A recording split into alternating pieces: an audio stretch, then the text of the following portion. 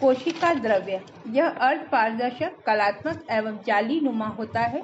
यह प्रोटीन, वसा, कार्बोज, खनिज लवण एवं विटामिन का बना होता है।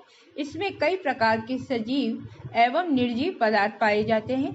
यह एक कॉलॉइडल पदार्थ होता है। इसे सजीव होने के लिए 18% जल का होना अनिवार्य है। जब यह तरल होता है तो सोल, और जब जेली जैसा होता है तो इसे हम जेल कहते हैं। नेक्स्ट, राइबोसोम यह माइटोकॉन्ड्रिया से भी छोटे अंतःप्रद्रव्य जालिका के बाहर चिपके रहते हैं। यह कोशिका द्रव्य में स्वतंत्र रूप से एवं अंतःप्रद्रव्य नलिका के बाहर की तरफ चिपके रहते हैं। यह राइबोन्यूक्लिक प्रोटीन के बने होते हैं। इनमें प्रोटीन और राइबोन्यूक्लिक अम्ल की मात्रा बराबर होती है। यदि शरीर में पोषक तत्वों की संख्या में कमी हो जाती है तो इनकी संख्या में भी कमी हो जाती है।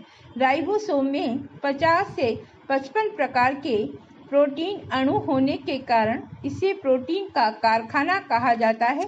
लाइसोसोम यह कोशिका में छोटी छोटी गोलाकार संरचना के रूप में पाई जाती हैं। इनका औसतन व्यास 0.05 मिली माइक्रोन होता है। इसमें 36 प्रकार के जल अपघटित एंजाइम पाए जाते हैं। यह एंजाइम प्रोटीन, कार्बोज, वसा, फॉस्फोलिपिड का अपघटन करके उन्हें छोटे छोटे अणुओं में तोड़ देते हैं। यह कोशिका की विभिन्न संरचनाओं का पाचन और अपघटन करते हैं, अतः इन्हें आत्मघाती थैली भी कहा जाता है।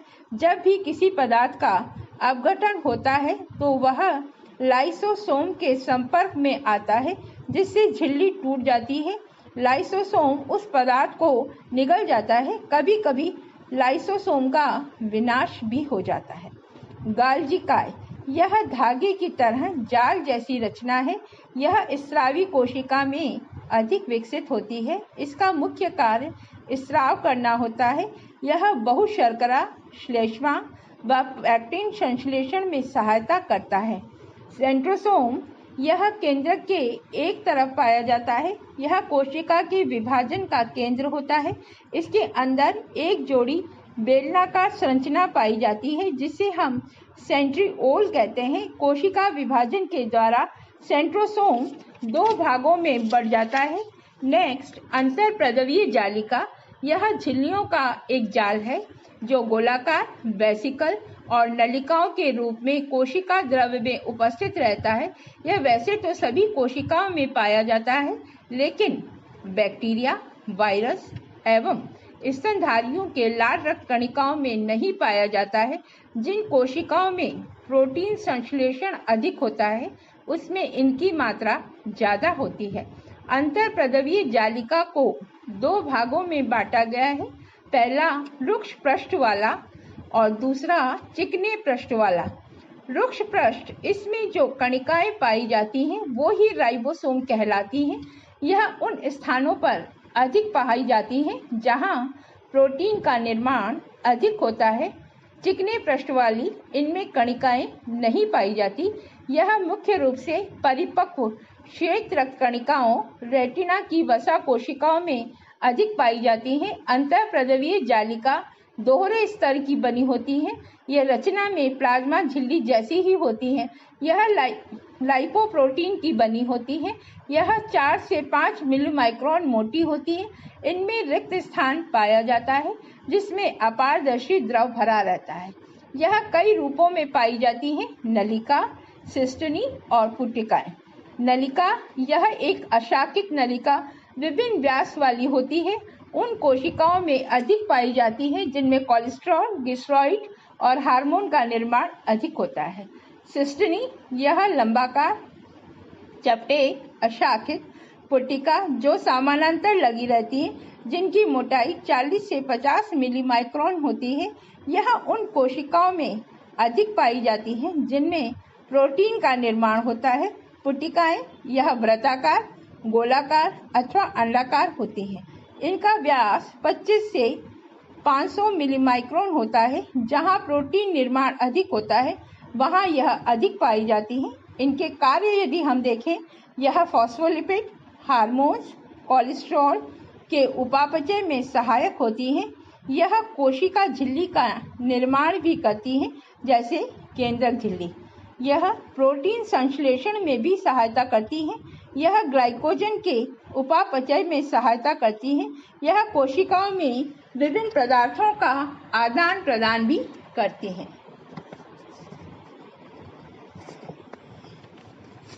मैं आराधना शर्मा, राजकीय नेहरू मेमोरियल महाविद्यालय हनुमानगढ़। आज आपको मैं कोशिका के बारे में बताने जा रही हूँ। प्रत्येक सजीव प्राणी का शरीर एक या एक से अधिक कोशिका का बना होता है। कोशिका शरीर की सबसे सूक्ष्मतम एवं क्रियात्मक इकाई होती है। इन्हें हम सामान्य आंखों से नहीं देख सकते, इसके लिए हमें सूक्ष्मदर्शी की आवश्यकता पड़ती है। कोशिका में अनेक आनुवांशिक पदार्थ पाए जाते हैं, इसलिए आनुवांशिक गुणों के लिए उत्तरदायी होती है। यह सभी जैविक क्रियाएं अर्थात जीवन संबंधी क्रियाओं के लिए उत्तरदायी होती है।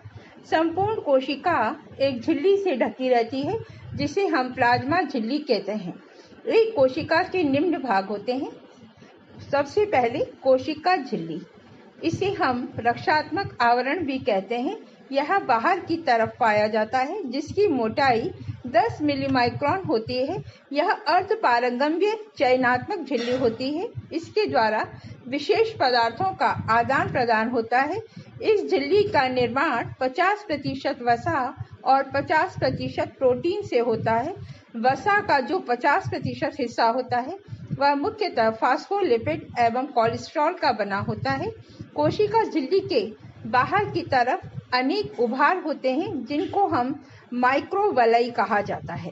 कोशिका झिल्ली के कार्य, सबसे पहले यदि हम देखें तो कोशिका सुरक्षा का कार्य करती है। अंदर की वस्तुओं को बाहर जाने से रोकती है, बाहर की वस्तु को अंदर जाने से रोकती है। लेकिन यदि कोई वस्तु उपयोगी नहीं है तो उसे बाहर निकाल देती है। कोशिका के लिए उपयोगी पदार्थों को ग्रहण करना, बाहरी संवेदनाओं को ग्रहण करने का काम भी करती है। केंद्रक, यह कोशिका का सबसे महत्वपूर्ण अंग होता है। इसे कोशिका का मस्तिष्क भी कह सकते हैं। कोशिका के द्रव्य के मध्य में एक ठोस, स्पष्ट, गोलाकार एवं अंडाकार संरचना होती है। यह एक आवरण से ढकी रहती है, जिसे हम कोशिका आवरण कहते हैं। यह झिल्ली प्रोटीन और वसा की बनी होती है। इसमें 30 से 100 मिलीमाइक्रोन के छेद होते हैं। इसी में से होकर कोशिका द्रव्य केंद्रक द्रव्य में प्रवेश करते हैं। केंद्रक के मध्य में अर्ध ठोस, गाढ़ा, लसलसा पदार्थ होता है, जिसे हम केंद्रक द्रव्य कहते हैं। इसमें प्रोटीन, न्यूक्लिक अम्ल, फास्फोरस व प्रोटीन के जटिल कार्बनिक यौगिक भी होते हैं। केंद्रक के मध्य में पतले पतले धागे जैसी संरचनाएं पाई जाती हैं, जो आपस में मिलकर एक जाल जैसी रचना बनाती हैं, जिसे हम क्रोमैटिन जालिका कहते हैं। प्रत्येक धागे को क्रोमोनिमा कहा जाता है। कोशिका विभाजन के समय प्रत्येक क्रोमोनिमा अलग हो जाता है, तब इसे हम क्रोमोसोम कहते हैं। मानव शरीर में 46 क्रोमोसोम होते हैं। इन्हीं क्रोमोसोम के विभाजन से नई कोशिका का निर्माण होता है, लेकिन क्रोमोसोम की संख्या वही रहती है। केंद्रक के कार्य कोशिका का विभाजन करना, आनुवांशिक गुणों को आगे भेजना, प्रोटीन एवं एंजाइम का निर्माण करना। माइटोकॉन्ड्रिया, यह प्रकृति में ठोस, दानेदार, सूक्ष्म छड़ के समान दिखाई देते हैं। एक कोशिका में इनकी संख्या 50 से लेकर 5000 तक होती है।